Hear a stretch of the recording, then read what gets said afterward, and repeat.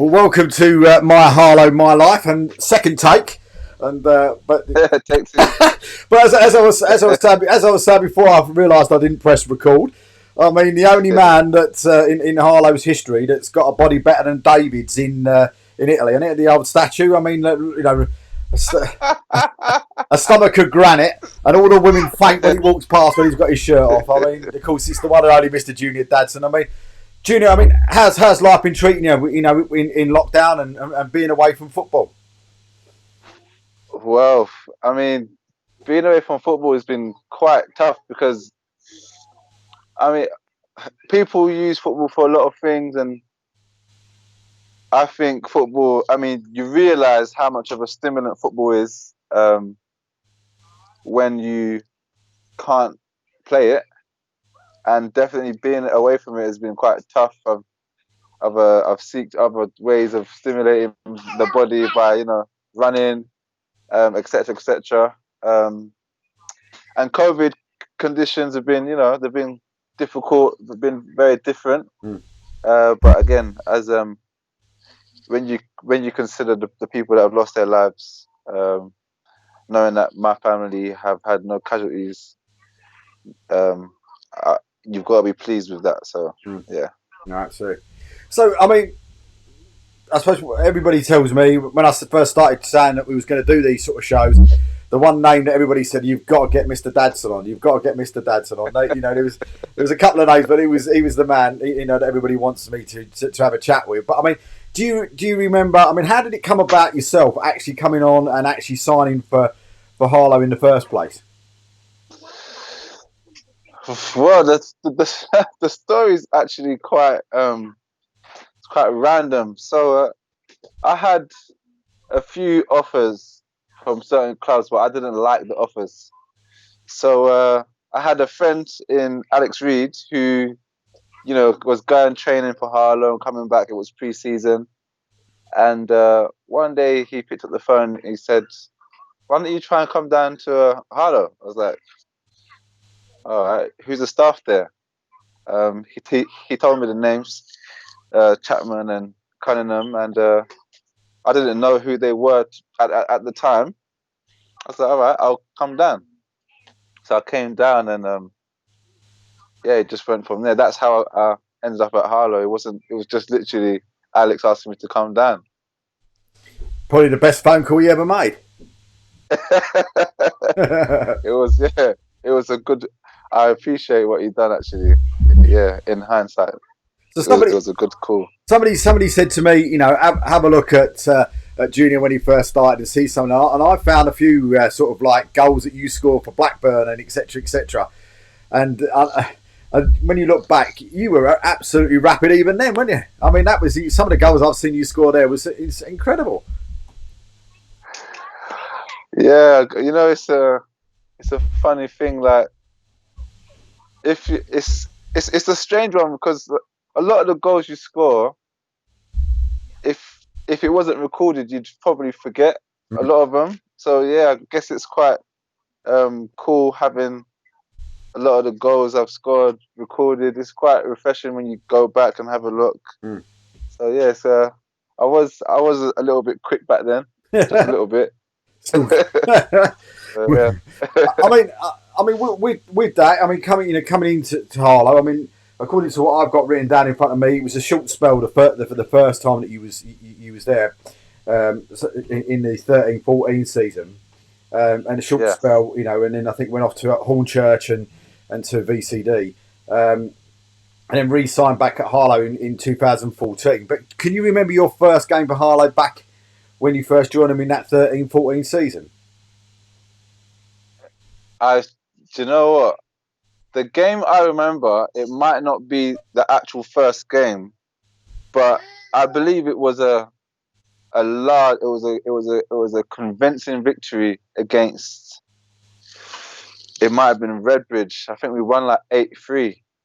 I'm not sure. I might be wrong, but it was a thumping against. I think it was Redbridge, where I got 2 goals, and yeah.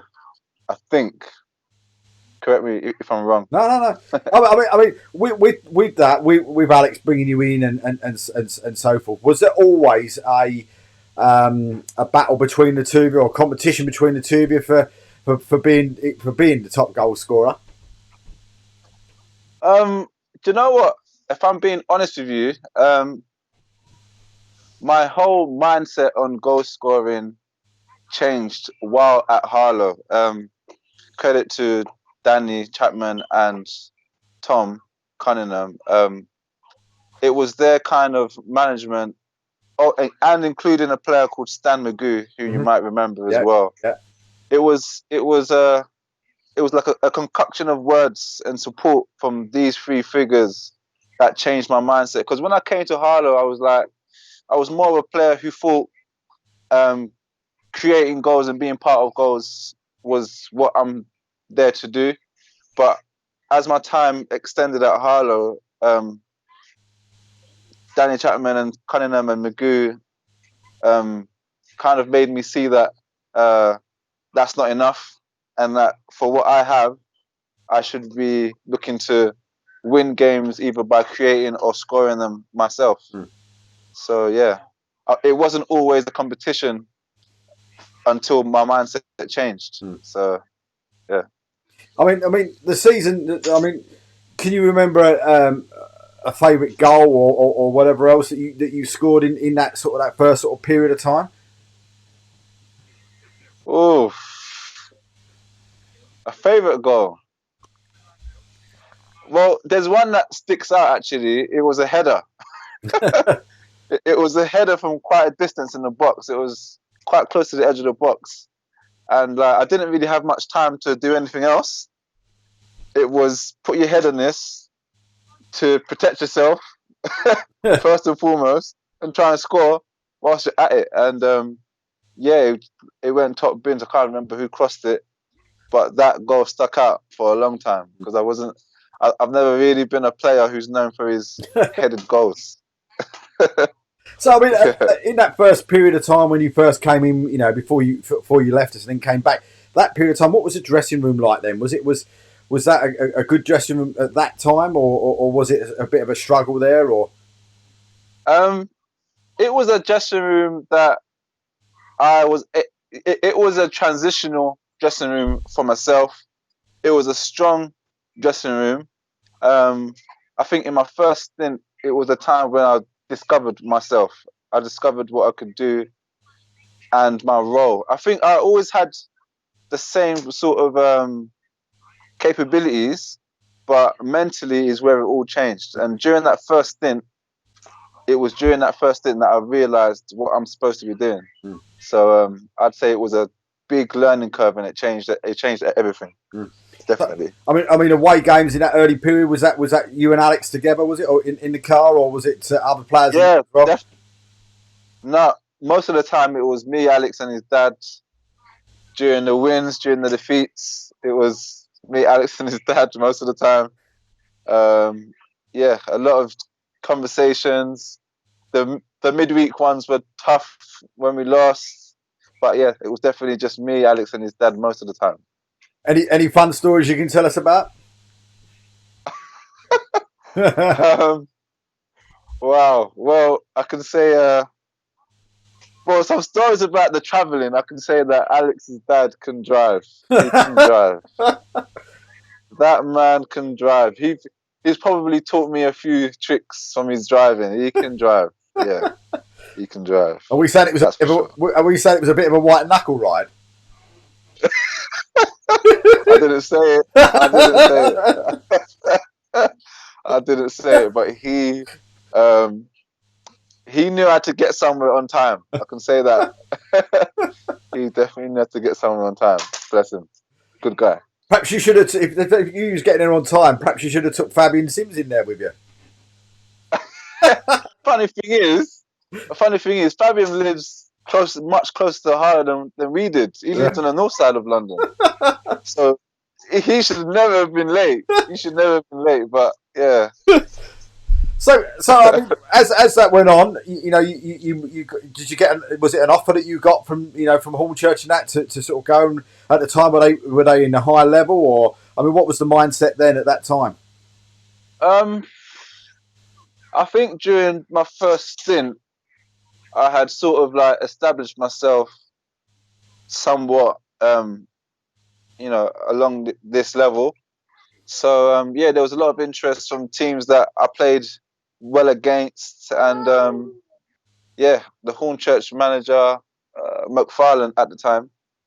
Yeah, he said all the things I guess a player wants to hear. Mm. Yeah, I can't really remember what was the deciding factor that made me go, but yeah, that's pretty much what happened. I spoke to McFarlane, and I was down there, and yeah, that's how it worked. And then on what was it? Then on to VCD. So the VCD one is a strange one because I never played for them, even though my registration was put through. So I never played a one game for them. Yeah. And then back to Harlow. I mean, did it feel like And then back to Harlow. was Yeah. it literally feeling like putting the indoor slippers back on when he came back? Well, when I come back, I knew exactly. I knew my role. I knew exactly what I was there to do, and it was like business resumed. Yeah, I knew exactly what I was there for. Spoke to Danny quite clearly a few times, and yeah, it was unfinished business. 100% unfinished business. So that season you came back, was that the playoff final defeat season? Was that the Whittam season? Yeah, I think the first. I mean, we had 3 playoff finals. Yeah. 3 consecutive playoff finals. I think the first one was against Whittam. Yeah, Whittam. Yeah. I mean, let's take. I asked Danny Chapman. I asked Danny Brown last night, and Danny Brown said to me, he said, if he's talking to Junior, he said, my memory of Junior, he said, you never knew what he was going to do. You could never stop him running. He said, if you took your eyes off him 1 minute, he'd be in the car park.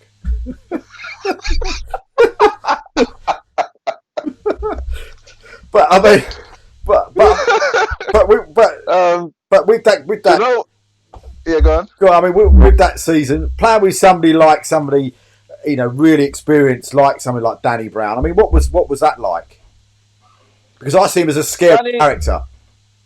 Yeah, no, Danny was a leader. He was a born leader, and I learned a lot from Danny. Obviously, having your own character as well. We did clash sometimes, but I can safely say, put my hand on my heart and say that Danny made me think a lot about myself. He forced you to assess yourself, and there's actually a few phrases that he used to say to me that I still remember to this day. He used to say to me, "There's nothing you can learn from looking at the ground. Stop looking at the ground." He said, "Always keep your head up when you're on the pitch, when the ball's out of play. Keep your head up." And that's one thing I've never forgot. So yeah, it was a leader. He definitely had a big part in me becoming more of a man and taking charge of things. Definitely, he had a huge hand in that. I mean that season, Judy. Did you see the start of what Danny was trying to build? I mean, did you see the start of a really, really good side there? You know, in that sort of season leading up, to the first playoff final. Yeah, I mean, correct me if I'm wrong. I think we had people like Jamie Smith at that time. We had some real talent like coming through, and I could see what he was trying to do. Danny's template didn't change much over those 3 consecutive seasons. I think, if anything, he just got. My daughter just turned the light off. Stop it! Come here. Yeah, I think if anything, what he did is he got more of the players that he wanted in the beginning. Yeah. But his template was very clear. Him and Tom's template was very, very clear. And I think it was literally a matter of time. I knew after a while, I knew the kind of players he was looking for. And yeah, I mean, we did it in the end. it was a great time, to be honest. Yeah, it was I mean, 'cause good. he had a good Very good. he had a good squad there, and then he starts bringing in people like Fabian Sims, and he brings in people like Lane Eady as well, and all of a sudden, that this side was getting bigger and bigger. I mean, a big loss, of course, when Danny's knee, and that finished Danny's season that year. But what do you remember? I've asked Danny Chapman, I've asked Danny Brown, and a few of the others. What was your memories of that semi-final? We get to the semi-final. We're playing Haybridge Swifts. Um, you know, Oh god. and we'd been beaten by them 3 times that season. But I mean, what was Yeah. what was your point of view from the inside the dressing room and coming out and playing the game? I mean, when did you think, right, we've got these? Well, to be honest, I think a lot of that game was I had known at that point in in football for myself that a lot of the game was played up in the head. So me and Alex had a lot of talking. We spoke to each other a lot. Me and Alex were kind of like mentally prepared for that game, and it was the consensus. Like the word between us was basically if the forward three can perform, we should be able to break them down. And yeah, I remember we started really really strong in that game. I think it was Leon Antoine who got the first one in that game, and yeah, it was a tough game, to be honest. They were quite strong, but in terms of like attacking prowess, I think we had a little bit more over them, just slightly. Did you have to get there early? For that semi final due to you and Alex thought, right, I better get there early because of James's driving, so you can calm down before the kickoff starts. um, I can't remember if we got there early or not, but I remember the whole like I remember just analysing everything: the pitch, the car park, the changing rooms. I was just like really concentrating on probably too much. Um, and then yeah, um, I can't really remember if we got there early or not, but we weren't late. That's the main thing. So, yeah. But I mean, with that, do you remember coming out of the? I mean, Danny was talking about. Danny Brown was talking about in his interview about how he was outside banging on their door and all this sort of stuff, and then he said he came back into the dressing room and he said that he told you guys that they bottled it and coming down the tunnel with all the fans around the tunnel. Do you remember that? I mean, what was that feeling like coming down playing a non-league game? And that day it did feel like it was an FA Cup semi-final or something like that because the noise was immense. The atmosphere was strong. It was an electric atmosphere. I think coming out of that tunnel, it was quite narrow, and their fans were like on either side of it coming out of that tunnel. So yeah, it definitely it was built up for something great. Definitely. Well, I said to people that I've spoke to before that semi-final. I personally thought we'd won the semi-final before while you guys were in the dressing room because Jody Brown actually accepted his Manager of the Month award on the pitch before that semi-final, and I thought, so well, this could be an omen, like, do you know what I mean? But yeah. you finished that game. You're on a real big high because you've just beaten a team that's knocked us over 3 times. I mean, what was the confidence like between all the players leading up? I don't know if I'm not even sure if you had another training session between the semi-final and the final. But was the atmosphere different then when you went to Whittam, knowing that we'd beaten them twice? I mean, what was from a player's point of view? What was it like inside that dressing room? Because people tell me that Danny has said it and Danny Brown has said it that he felt there was something missing on the day. It didn't seem right. It felt a bit low. Yeah, I think subconsciously when you get to these stages in the competition, like the league, you assess what's happened over the seasons. And with Haybridge, we'd lost twice, I think it was, like both times. And with Whittam, I think we won. Yeah. So I think the hurdle for us was Haybridge, and I think subconsciously we thought if we work hard, we'd win the final after we'd beaten Haybridge. But like that little edge that comes from being uncertain, there was something that was probably missing. Even though like we knew there was 90 minutes between us winning the league or not, I think subconsciously it was Haybridge that was the real hurdle. and Whittam, I think subconsciously we thought Whittam didn't feel like they'd win, Yeah. and that was probably a big mental barrier and mistake, and just in terms of human psychology, it probably played its part. So yeah. I mean, after that game, you know, we've been beaten by them and we've lost the final. And what did Chapo? Can you remember anything that Chapo or Brownie actually or any of them said to you in the dressing room afterwards? And how did they manage to pick you up to go again for the following season, which turned out to be probably my favourite season of all time, even though we didn't get promoted? I think if I remember rightly, the atmosphere was of total shock. I think if I remember rightly, we lost. I think like 5-2. Was it? I think it was about 3-0, wasn't it? I think 2-3-0. Yeah, Yeah. that's it. 3-0. It was really harsh, and they scored a goal really quickly off a mistake from one of our defenders at the time. So it was an uphill struggle the whole match. So I remember the ground pretty well. I remember it being so hot, and I remember me looking at Alex, thinking, "We're in it already. Like we're in a fight already." It was so early on, and I think it was something like a pass back or something really silly.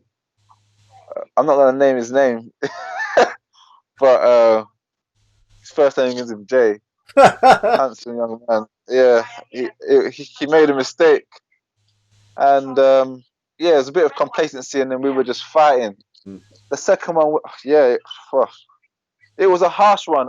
I remember being in the car park afterwards. Nobody wanted to look at each other. We were just in complete shock. There was just it was complete shock, and I can't even remember Whittam themselves like celebrating like as we would have, like really loudly. I just remember the changing room being really quiet, and then there was a few words, and then it was all gone. Yeah.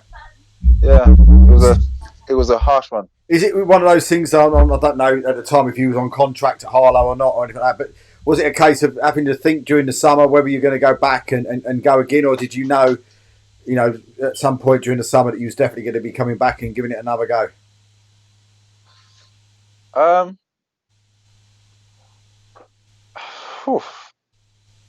I think during that summer, my mind was still open to leaving and staying, but I had sort of like established myself within the team, and I know deep down I wouldn't have been satisfied with getting to the final and not giving it a go. I knew that we had a good template, we had a good bunch of boys, and if you're gonna try and win the league, I thought I might as well give it a go with players that I really know and that I can trust.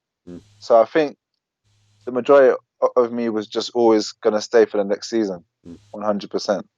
I mean, we went into that next season, and of course, it was probably one of the most amazing seasons. And I always say it's probably the season I remember more games from that season than the following one when we get promoted.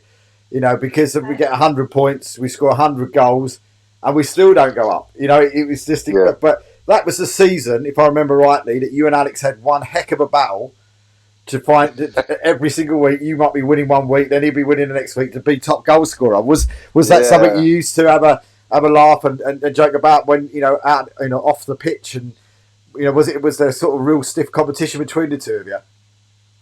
Yeah, I mean, I think as a winger, if you're keeping up with the main striker, you're probably, I mean, as long as he's scoring, if you're keeping up with the striker, you're probably doing really well. Yeah. So in being close to him in any form, in terms of the goals, knowing that he was scoring most weeks, it kept both of us firing on all cylinders. It's like I was subconsciously pushing him to achieve more. Yeah. And it was a great partnership. We used to talk about it in the car. And I knew deep down he would not have wanted me to pip him for top goal scorer. So that is probably one of the best positions you could be in as a winger, to have a relationship with a fellow attacking player on your team like that where you can just push each other the entire season. I think that's it's a. I think that was one of the biggest blessings, Do if you know? anything. Yeah. Do you know how many goals between the two of you scored that season? If I remember rightly, I think it was the season where we got over 75 goals between us. If I remember rightly, 82. we got sorry, 82. 82. Yeah. I mean, that is, even as I sit here now, that's mind-boggling. I mean, that season was incredible. That was an incredible season. What? That season was amazing. I mean, what are your highlights or your memories? Sort of good and bad, of that season. I mean, is there games or points of a game that sort of stick in your head?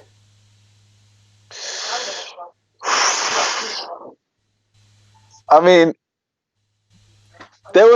I remember there were stints at the beginning where I was scoring consecutively, and Alex would miss a game from scoring and then score the next game, and his form was a bit indifferent. So I remember being like ahead for a little while at the beginning, and he was a bit. There was a bit of unrest in the car. I was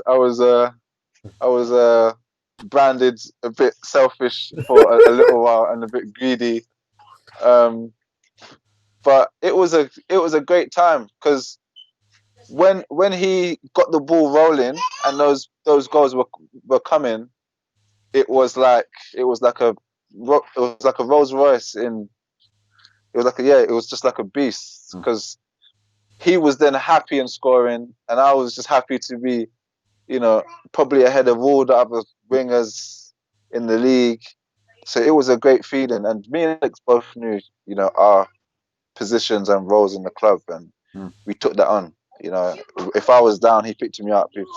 If he was down, I picked him up. So it was a really strong position, knowing that I knew, how to play with him as well as I did, and he knew almost like second nature what I'd be doing on the pitch. It was a good feeling. It was a good feeling.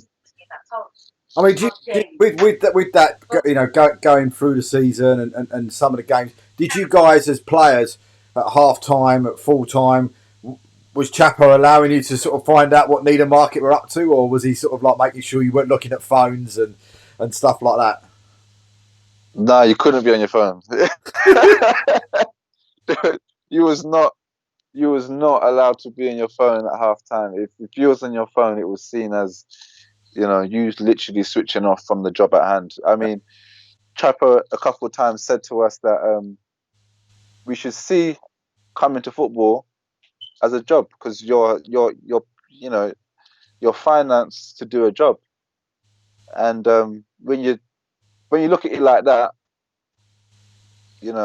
I was, you can't be anything but behind what he was saying because no one wants to commit a weekend or a midweek match and lose or not try your best. So if a phone or anything like that was going to get in the way of you coming away with everything, then it wasn't that hard of a sacrifice. So like 15 minutes at half time. But was somebody sort of informing you of what the score was? People like, I don't know, Ryan or anybody like that. Was anybody there that was on the bench? It was sort of informing. Yeah. Oh, by the way, I remember. Yeah, I remember that, but I tried to stay away from it. Yeah, I didn't really want to know. I just wanted to get the job done at hand. But yeah, I guess it wasn't the it wasn't the most pleasing, outcome. But yeah, but I mean, there were definitely. It was definitely Ryan. Yeah, him and his updates on his phone. He always had the fastest updates all the time. Yeah. With that, we went to. Of course, it was neck and neck all the way through the season. 1 minute we were above them, then they were above us, and of course it went down to a little bit like the Arsenal-Liverpool thing, didn't it? It went down to the last but one game of the season, and we had to travel to to need them. I think if I remember rightly, Alex had been out injured for a bit. He came back in that from that game. But what do you remember of that game? Because from what I can remember of it, we were 2-0 down at half time, and it looked like the league was done and dusted.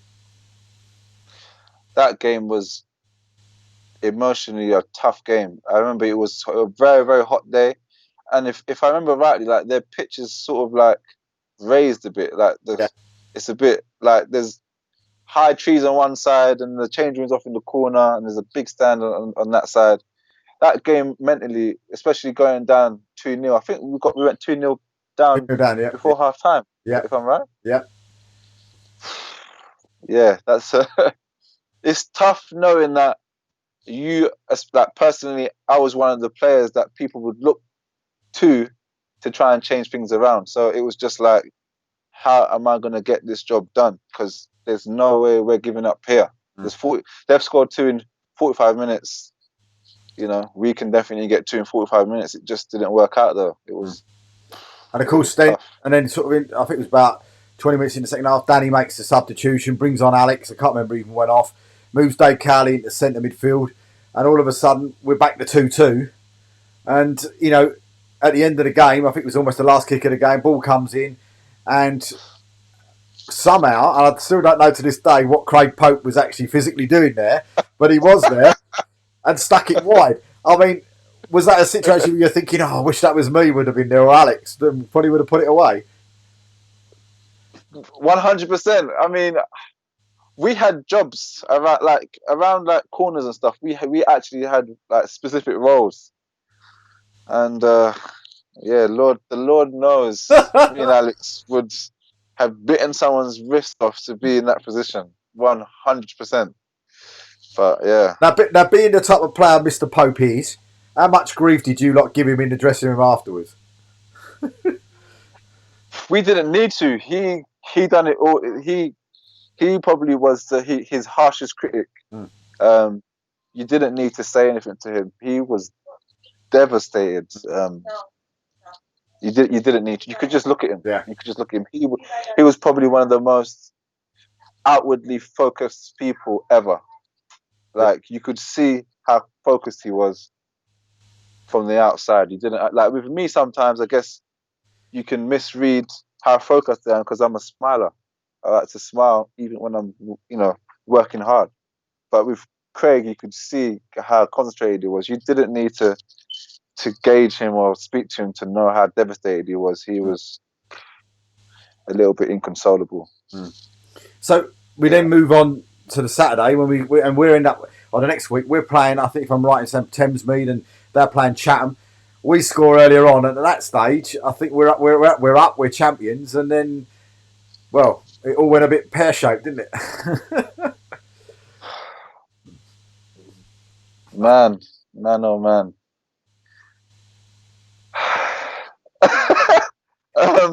I mean, if I remember rightly, I think they equalised, didn't they? And then Needham Market won about 6-something against Chatham. And you come off the pitch thinking to yourself, I mean, what was that like in the dressing room? Knowing you'd scored 100 points, 100 goals, and you've got a playoff semi-final against Thurrock to come up against because you haven't been promoted. Yeah. I think to be honest, that was probably that's probably the easiest situation to emotionally recover from, because we knew we hit 100 points. Like, it's not often you get 100 points and you don't win a league.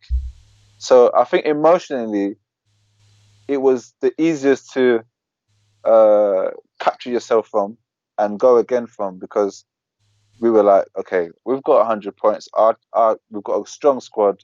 There's no way we can leave this as it is. There's no way we can't give this another shot. We knew that we had tried all we could. So I think that definitely that season, no one was trying to leave. Everyone was like, we've got to go and do this again. It was harsh, but emotionally it was easier than the Whittam one. 100%. But you went into, I mean, I saw the next game, of course, we went into the semi-final to play Thurrock at home. I think we finished about 26 points in front of them in the league. We went in to play them, and every time we kicked off, or they kicked off, they scored. And within about 20 seconds, 30 seconds. I mean, how that day for me, I can honestly say to you, and I don't know how the players felt. It was probably the most devastating day of football for me ever. I just remember I just remember the weight on my shoulders feeling heavier and heavier, and feeling a tad hopeless, but still trying to give it my all. You couldn't write that story. You couldn't write it. It was something out of a comic book. It was a fictional story.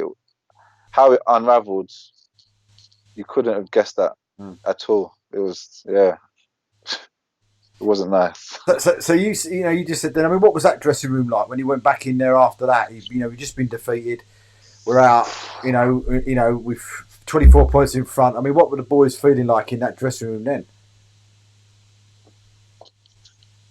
Now that was probably one of the harder days. The boys were speechless. I think that was the boys were speechless. There weren't many fingers pointed around. It was just like, oh gosh. What sort of things did Danny and Tom say to you? Did they say any words to you, condolence or anything at all, or that you can remember? I can't remember what Tom said or if he came down, but I remember Chapo. Chapo, if I remember rightly, he didn't shout. He was just like, his words were just he was just reflectful. He was just really like, how do I say it?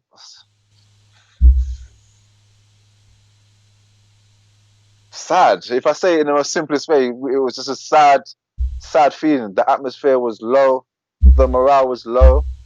All that hard work of this season had come to that. It was. There's not much words that you can really throw around in that situation that can compensate for what's actually happened. So then again, I think you said that at the end of that season, was it a case of I'm definitely going back to Harlow because I want to give it one more crack to see if we can get up? Yeah. So that after that season, there was no question. I didn't even. There were offers, but I didn't even blink. I knew what I was doing. I knew. I was like, no. I've been in 2 squads now, or I've been in more than 2 squads, but my last 2 have reached the playoff finals. I'm established here. The fans know what I'm about. My manager supports. Chairman understands. Everyone knows what I'm about, and some of the other players. We had a great template of players. Danny brought in some good players during that season. I said to myself, definitely got to give this another crack. I didn't even blink about going anywhere else. Everyone knew that I was going to stay. So going into next season, what was it like in a dressing room and on a football pitch playing with Joe? Playing with Joe. Well, it was fun. To be honest, it was fun. It was fun. It was. You know what? The season that we won, it was almost like we couldn't wait to get to the end because we were just like, we just got to be consistent from the beginning. It was almost like we were, especially in the car with me and Alex, we were almost just gauged towards, focus on each task in hand, but looking to the end of the season. We had a perspective on that season that was different to the rest because we were then treated like we weren't underdogs. Yeah. We were far from the underdogs, so it was a different season. There was an expectation around the place. So, yeah. And of course, everybody knew us. Yeah. All the teams knew who to look out for in our team. There was an expectation. There was respect from certain teams and a lack of from other teams, but we were established. So was that very different season? Was that difficult then, Junior? When you've had 2 seasons where you've missed out just slightly both times, and now all of a sudden you're not the surprise package anymore. Everybody knows how Harlow play, and most people that I speak to say we didn't have to scout Harlow because we knew exactly how they played. So, I mean, did that Yeah. get to a situation then where it made life a lot harder for you because every team could almost read what you were going to do next? Yeah, it was a strange one because our template was there for everyone to see. Um, like the way Danny Chapman arranged the team, it was quite a simple template. But sometimes I think with simple templates and ways of playing and strategies, it's about what you've got in those positions and within that template. So a lot of the time, it was more of a focus thing, just making sure you never switched off because teams already knew what to expect. But I think the drive and the concentration from us had to be more intense because everybody knew what we were about. So it was more of just that season was more about being more attentive than the other teams. Like the level of concentration was higher. You couldn't switch off. You couldn't be like mentally slower than anyone else. You had to be on the ball, and that was something Danny always tried to pump into us. It was definitely tough, but then again, it was interesting because teams would then double up on myself, and that would create room for other people, and then vice versa with Alex and Jared, and yeah. So it was a strange season because people would then put players on, like put markers out on certain players, but other players would have more room. So other players became more important in that attacking sense. I think one of the things I always remember about that season, sort of funny wise, was like Joe just running down the wing and players coming up to tackle him and they're bouncing off him, and then he's getting touched and he's jumping, he's diving on the floor and getting free kicks, and it was just one of those things. It was just absolutely hysterical sometimes just to see, the actual experience of him and actually winning the stuff that he was winning. It was incredible. I'll tell you what, his personality, he has got to have, out of all the change rooms I've been in, he's got one of the personalities. You cannot be influenced by that personality in the change room. Sometimes you just sit back and you just listen to him and he just lifts the atmosphere. Like, he had a great thing about him. On the pitch, if anything, when he was on the ball, it kind of gave other players a break because he'd try to hold on to it for such a long time. You'd be able to get a breather, and then he'd probably win a free kick or something. It was definitely like comical sometimes, but yeah, he was effective. He was definitely effective. Yeah. So I mean, that season. I mean, how far into that season did you think to yourself, one, we might have a great chance here, and two, we're going to do this time. I think we played. I think, was it Bath City? Was You it did. Bath? I remember it. Yeah. Yeah, Game. Yeah. we played against Bath in one of the cups, Trophy. and yeah, that's it, the trophy, and we had Sonko at the back established, me and Alex at the front, we had Fabs in the middle. We had a strong spine in that team, and when we won that game, after not being expected to come away with anything, that was when I knew we can do it in the league if we focused, because that we geared up for that game mentally so well. I remember we stopped off at, I think we met up at a hotel. I can't even remember Well, where the hotel was. let's go back to that because that's quite an interesting point. Yeah. You managed to bring that up because, of course, well, when we went to that, wasn't a certain person late for the coach? I was on that coach. Do you know that story? Do you know what? I should talk about this because that story, I've never experienced anything like that since or before that moment. So at the time, I had a BMW 3 Series, and this car, like I was literally set to go to drive to Alex's house, get into his dad's car or Alex's car, and then head off to the meeting point. because we were like rotating the driving. And I went to the car, and the car locked itself. So everything went off in the car. Right. It wouldn't open. It was just locked. I tried to use the key to get in. Nothing was happening. So I started making these emergency calls. I called Chapo. He was like, he bless him, he tried to stay calm. But I know he was very, very, very, very angry. And then I think I arranged some kind of train ticket to go all the way to the meeting point. And then just as I booked that ticket, the car turned on. Out of nowhere, the car just turned on by itself. And I kid you not, I remember going down the M11. And then I think I went down the M11, A406, M11, then the M25. And I kid you not, the speed I was hitting. No, honestly, the speed I was hitting was. I just remember John Bartlett, insane. John the chairman, doing his nut in the coach behind me, going, "Just leave him, let's go. We can't be late. Let's go." Chapo storming up and down as if he was just about to have another baby. It was quite funny. I've never ever had a day like that since or before.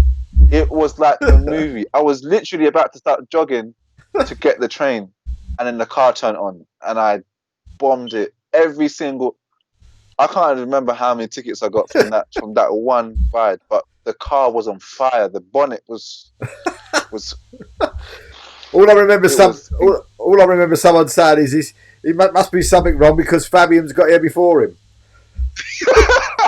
Exactly. But what do you remember of that game? Because I remember back to the first game, and I discussed this with Chapo the other night, to the fact that I remember Sonko in the first game going up for a header, clashing heads and sliced his head, and he had to go off. But what do you remember of that game? What did the players feel? I know what Chapo said, but what did the players feel when you've lost somebody? The structure and the confidence and the experience of Sonko, he walks off the pitch, somebody else comes on, and I can't even remember who it was who came on for him. Where's the mindset of the players? You're playing Bath City, 2 divisions above you. What is your mindset then? Thinking, are you thinking to yourself, "Oh my God, do you know what I mean? Now we might be in a little bit of trouble."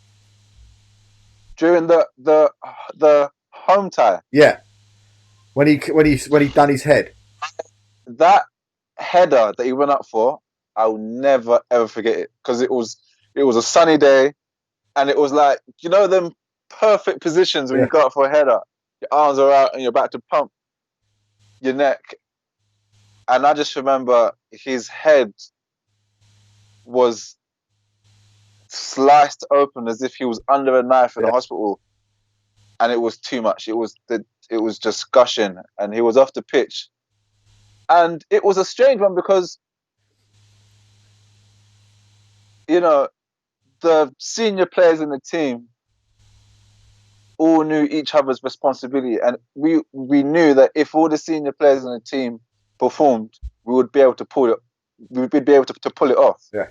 So when he went off, it was one of those situations where it's like it would be a crime to not give it our all after he's gone off and committed himself as much as he just did in that challenge. I remember his energy before the game when we was, just looking at the other players. I can't remember the last time he was that geared up for a match. And that just pumps a different type of adrenaline and concentration into everyone else. So we was all so geared up for it. It was almost impossible for us to turn off because he went off. It was more a case of let's go and make him proud, because that's the level of his commitment. Let's show everyone how committed we are. So I remember going into the game at Bath when we got there, a bit late, of course, but when we did get there, it was a case of, it was a great night, probably one of the best performances I've seen from a Harlow team. But I was kit man at the time, so I remember going into the dressing room, and I've still got the video on my phone. If you guys celebrating at the end of the game, it was the atmosphere in that dressing room was absolutely electric. It was just the whole day. The whole day was amazing. Even the drive into the city was amazing. Like everything was just done properly. Yeah. Apart from my arrival to the hotel initially, everything else was done properly. It was, the atmosphere was incredible because we prepared for it for a decent amount of time, days and days before. Obviously, my part during the arrival was you couldn't have written that. It was crazy, but everyone was just so focused on that game. We had a genuine belief that we could do it, especially after the home tie. We had a genuine belief that if we turned up with that kind of motivation that we had in the home game, that we'd probably be able to pull something off at their ground. Obviously, being at their ground, you know, there's a consensus, there's a mindset to try and get a goal early. We didn't want them, especially the attackers, we didn't want them to get so comfortable where even the attackers are forced to do an excessive amount of defending. So, especially in me and Alex's side of things, the best form of defence is attack. Yeah. Well, I remember when we got there, and it was one of those things where you wanted to beat before the match, but then when we actually got into the ground, and I was doing all the match day secretary stuff as well at the time, and we went upstairs to where their ballroom was, and we got hauled into a little corner that was all taped off, and we were told you're not allowed outside that taped area. And from that minute onwards, you looked at each other and thought, we really want to beat these because they're just like looking at us as if we're like nobodies. Do you know what I mean? And like, just stick over there, keep out of the way, and then we'll see you later, like type thing. But so to win that game was probably fantastic. But we went through that game, and you know, the end of the season comes, we don't get promoted automatically again. You know, what's then the feeling of all the players then? Because all of a sudden, you know, we're going into playoffs again, which has been our sort of nemesis for 2 years in a row. You look at who we've got as well in Cray Wanderers and Tony's team, which, you know, at the time was probably one of the best teams in the league as well. I mean, what was the feelings then? Because did anybody have any sort of thoughts of thinking to themselves, oh no? Personally, it was mentally a very, very, very tough time because I knew we were going to make the playoffs, and if you remember rightly, I had damaged my meniscus, and including myself, nobody knew if the forward three of Jared, myself, and Alex were going to be able to actually be complete and play, because I was a huge question mark. But I had a motivation to really to make it for that game, especially knowing that it was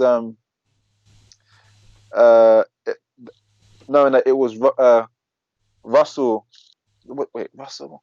Tony Russell, yeah. Tony Russell at Cray. After the disagreements I had personally with him and the club at VCD, so I had a lot of motivation, even aside from being part of Harlow and wanting to make it happen. I had a lot of motivation to make that match and tear it up. Yeah. And you did. Yeah. I mean, it was such a strange thing because I played with a partially torn meniscus, and it was a strange one because I personally feel if anyone from their team knew that I was playing with that kind of injury, literally all they had to do was kick it and it would just pop out. Yeah. But yeah, we managed to win in such a convincing way. Was it 3-0? Something like that, I think so. Yeah, and of course, it was. But we went on then to the final. I mean, what was that day like? You know, what was the build like? I mean, I was there early because I was commentating on the game myself with Keith McMahon. But the crowd was just incredible that day. I think it was well over 900 in that ground, and the atmosphere was amazing.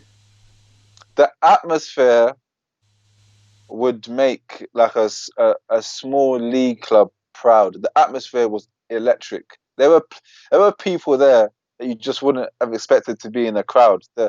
There was so much energy in that ground.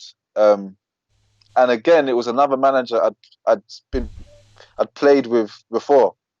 Um, and I tend to have had quite a good time against former managers for some reason.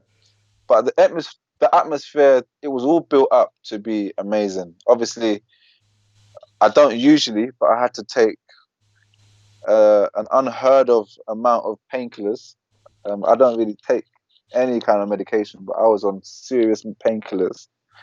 I guzzled them just before, like a certain amount of time before the match, and yeah, we were geared up for that. I can remember that game like it was yesterday. It was hot. It was bright. The atmosphere was amazing. The adrenaline was like through the roof. Yeah, we made it happen. It was And something. Lane Edie's goal was something else, wasn't it? Lane Edie's goal.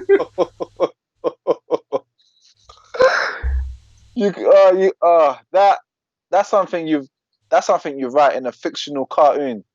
You know, like the last goal being that convincing. Top bins, left peg, a rocket from our rocket fullback. That goal was something. Oh, that goal was incredible. And I remember not being quite close to him, and like my body, I wanted to grab him to celebrate, but he was off, and I was just like, "Did I just see that? Did I just see that go in like that?" And And yeah, of course, it made Soccer AM as well. that. I mean, that goal would have made any like football like top goal reel. That goal was in the final. Incredible. Well, he's coming on. He's actually coming on next week to have a chat. So I dare say that'll be one of the memories that you might come up with. But I mean, that goal. Yeah. we win the game. I mean, what was your what was the feelings that came out from you? I mean, you've been through two sort of failures. You didn't go into that one. Another really tough game against a really good Hornchurch side. And we made it look pretty easy, to be really honest with you. And then, we win the match, and well, the scenes afterwards were absolutely incredible, weren't they? And Joe was probably leading them as well. But what was your sort of feelings? Well, there was a huge expectation, on myself, on Alex. Even with my meniscus tear, the expectation was the same. It was like, if you guys turn up, you're gonna make it happen. And I remember the first goal. The first goal was the changing point in that game. I remember Alex he chased a ball down that was a lost cause. He chased it down into the corner, and he sort of done like a really short, like through ball, and I've found some room and I've put it in the box and it's crossed the line. Can't remember who put it in, but it's crossed the line, and that was just that just set the scene. But I remember after the match, I didn't expect to be like this, but I didn't celebrate as hard as I thought I would have. Mm-hmm. It was more of a, we've done it, I'm relieved. We've done it, I'm relieved. I remember being kind of, I was screaming for a little bit, but then after the players being in our little huddle and screaming, I remember just becoming calm and trying to absorb the atmosphere, because that atmosphere was something I pictured 2 consecutive seasons before. Yeah. So I sort of wanted to bring my adrenaline down and actually absorb the scenes, because the scenes were incredible. The fans, it was like there was 1 million Harlow fans in that ground, and I've just wanted to take it in. I remember just becoming calm after about a few minutes of celebrations. It was that atmosphere, that memory will live on forever in my heart and my head for sure. I mean, what we've got some questions that people have sent in. One of them that sent in first was, this is going to be very interesting actually to hear how you explain this, because they're two sort of, I don't know if they're similar characters or not, but what's the difference between Danny Chapman and Justin Gardner?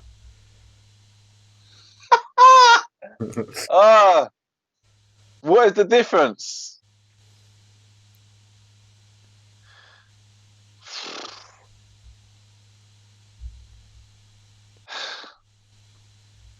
What is the difference? Well, first of all, I can give you some similarities. And that's that they both know what I can do, and they both expect it almost 100% of the time. But I think one of the main differences is that Danny Chapman, once the final whistle's done, he's able to conclude and see sense and analyze and verbalize things much more in a constructive way than Justin Gardner. Justin Gardner, in losses and defeats, personally, they're both great men off the pitch, but personally, after losses, Justin Gardner, not much constructive stuff. It's just heartache. Yeah, but I think Danny's got more of an ability to be constructive and see a bigger picture. Justin for me, and I've spoken to people before about Justin. Justin's one of probably the most nicest people you'll ever likely to meet in football. 100%. To the extent he'll come and help you out, he'll give up everything to come and give you a hand. That whistle blows, and he's the one person you want to keep the furthest away from until the 90 minutes are up. I think one thing I can say about Justin is that he genuinely, and I mean this sincerely, he genuinely is a hardcore lover of football. Absolutely. He lives, eats, sleeps, and excretes football. It pours out of his veins. Around football, he becomes a different creature, and bless him. I don't think that's never going to change. No. I don't think it will ever change. No. So yeah. Ross Arnold's asked Junior about his sending off away at Bognor, Dave. Worst bit of officiating I've ever seen in my life. I will never ever forget that sending off. Because, correct me if I'm wrong, sometimes I've gone seasons without getting booked at all. And that sending off was comical because I was literally trying to conversate with the ref, and it was just bang bang. I don't even think it was a straight red. I think it was like a yellow red straight away, like bang bang. And I was so incensed. If I'm being honest with you, I was very close to committing something that I would have regretted. Very, very close. I remember there being a decent amount of fans at that game, and at that moment I couldn't see anything but red and that ref. I was very close to misrepresenting myself. I was incensed. I'm telling you, I was incensed. Yeah, I'll never forget that day. Simon has asked, was he ever disappointed we never nicknamed him Dadinho? Do you know what? I've never even had the opportunity to think of nicknames because I had some of the best songs from the fans. I've still got. I've been blessed to have some of the best songs and the most uplifting songs from the fans. So, yeah, if I had it, it would have been great. But yeah, it would have been okay. Yeah. Jake has come in and said, "I don't have a question for him. I just have a statement. please, please, please come back home. Oh gosh, do you know what? I tell you something, yeah. And I've said this to Chapo, I've said this to friends and family. At Harlow, I think I'm on 81 or 82 goals or 83. I can't remember. I'm in the 80s somewhere. Mm-hmm. I deep down want to get to 100. So it's just a matter of time before I come back. So I've got down here. Someone's actually sent me how many goals. It's 80. You went on to make 175 appearances in total for the Hawks, scoring 81 goals. Yeah. Now I want to hit that century. It would be a great way to mark all of my time at Harlow. So it's something that I would love to achieve.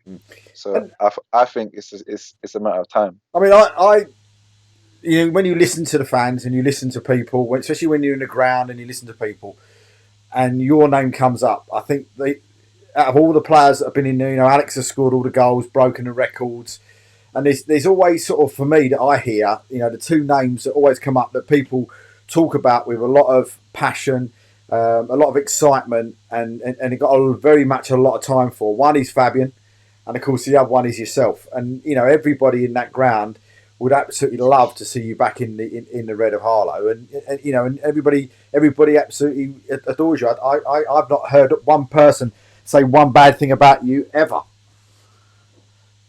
I mean, that is it's a blessing. It's something that I'm so happy about. Personally, like Harlow is the home. It's the place where I've achieved a lot of things. I've enjoyed a lot of moments, and to a certain extent, when people speak to me, they think of Harlow, and that's like fellow players and peers. So Harlow's the home, really and truly. Yeah, no, absolutely. And I know Julia might even come back to Harlow if you come back. Trust me, she'll be straight back.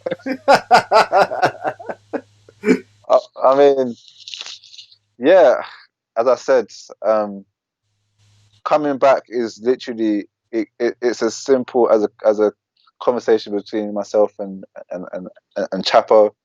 And personally, I think it's a matter of time. I don't know. I don't really know what the future holds. But yeah, I need to come back before the legs go, because I still need a bit of pace to execute what I've always done. So is that a, you know, if because at the minute, of course, we don't know who the manager's going to be next year at the minute, because of course Danny resigned and Mark was in charge and he was to the end of the season. But of course, I think a lot of people are expecting. Well, should we say a lot of people? Me personally, I'm expecting to see Danny back there sometime soon. I mean, if the new manager or Danny, you know, or Tom contacted you tomorrow and said, "Look, here, Junior, we want you to come back," would you consider it? Oh, 100%. I'd consider it. Harlow, as I said, like honestly, Harlow is the home when it comes to clubs that I've been at and where it like I'm remembered and referenced with. Harlow is the home, so I would always consider being at Harlow. Always. And of course, with Alex back there for the time being as well, you could get in James's car and get down there a bit quick. 100%, 100%. It's been a while since I've been in the car with James, and I miss his pre-game chats and post-game chats. Yeah, I think I'd love to have been a fly on the wall for them. Hey, I'd love to have been a fly on the wall for them. oh gosh. Sometimes you wanted to put your headphones on, and other times you'd be proud to be listening to it. But he's a great man. James is also a great man. He's a lovely guy. He's a good guy. Yeah, he's a lovely man. Yeah, same with Alex's mum Angela as well. Two lovely people. Yeah, exactly. Yeah. Junior, it's been an absolute pleasure. You know, I don't want to take up any more of your time. I know your daughters and that your family are all there, and that. So, listen, I'll let you get back to your family. Listen, mate, it's been an absolute pleasure talking to you today, and hopefully we'll see you back wearing that red very, very soon. Thank you ever so much. No worries, mate. You're an absolute superstar, mate. Thank you very much indeed. Thanks, mate. Love it. Thank you ever so much. Take care.